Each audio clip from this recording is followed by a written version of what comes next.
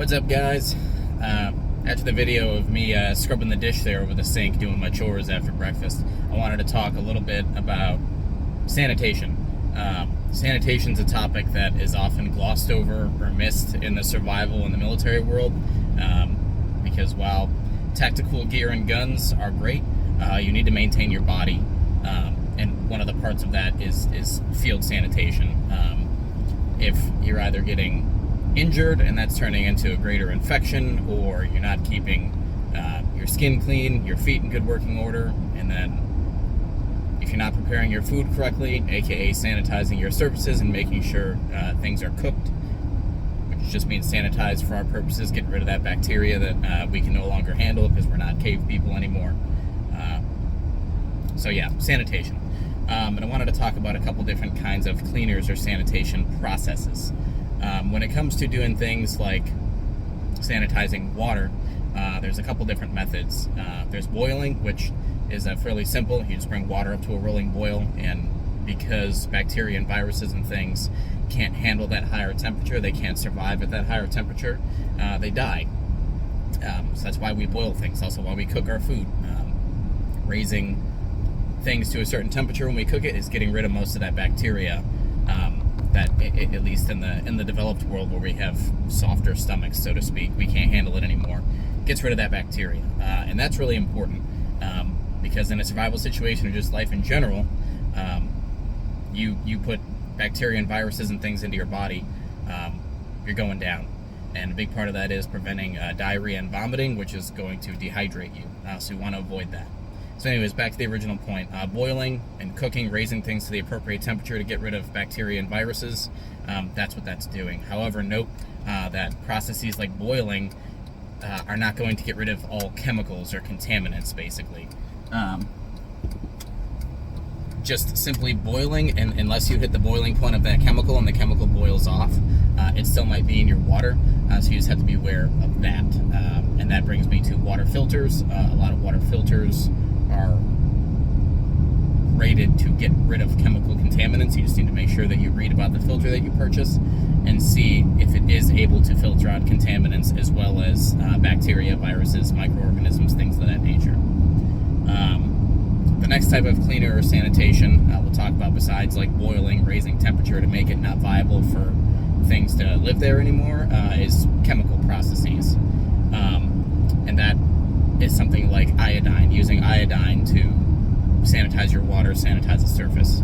The presence of iodine, because of its molecular structure, nerd stuff, the molecular structure basically attacks and binds to the parts of bacteria and viruses and helps to break it up. It breaks up the structure so it's not living anymore.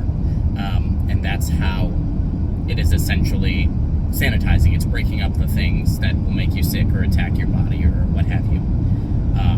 So that's another process. And as far as sanitizing water with iodine, just ensure that if you buy the iodine tablets or iodine suspension in water, just make sure you're using the right amount of iodine for the right amount of water you're trying to sanitize, because you don't want to put too much iodine in your body. While not super harmful, isn't great. You don't want to use not enough and mostly sanitize your water and get sick anyways and then not be able to identify why you got sick. The last sanitation process is mechanical. Mechanical sanitation occurs by a rubbing action. So usually like your hand sanitizer, how it says to scrub your hands afterwards, or while using it, or using something like a dish soap, like your Dawn dish soap. Those are mechanical processes, so you have to get that scrubbing motion into it's breaking up the structure of those microorganisms that are on the surface that you're scrubbing. And the cool thing about something like dish soap, the reason dish soap, like Dawn dish soap, is so great in degreasing things, the molecular structure of things like Dawn dish soap, they have a hydrophilic and a hydrophobic parts of their molecular structure, meaning part of the molecular structure binds to water when you add water when it's being cleaned. The other part binds to oil and like surrounds it or emulsifies it. So basically that scrubbing action is helping to break up the things that you're trying to get rid of on surfaces like dishes or your hands or what have you. And that hydrophobic part, the part that's binding to oils, microorganisms and things, they usually have fatty acid portion to their structure. And that's the part that those oil parts from the soap are going to bind onto and emulsify and surround, so that it can be rinsed away. So that's pretty much all I wanted to be able to cover. I just wanted people to know, wanted you guys to know how your sanitation processes are actually working, so you know what process you're applying and the end state of that, so you don't get sick, so you prevent your body from having infections from cuts and scrapes and injuries and things like that, and in preparing your food.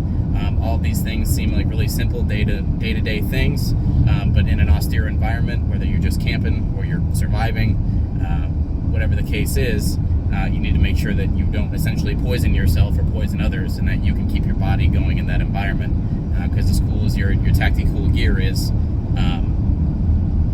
you're the one that has to carry the gear. You're the one that has to do the drills. You're the one that has to have sound tactics, and you can't get there to do those things if your body or your team's bodies are breaking down because you can't stay clean and you can't prepare your food. So anyways, that's all I got.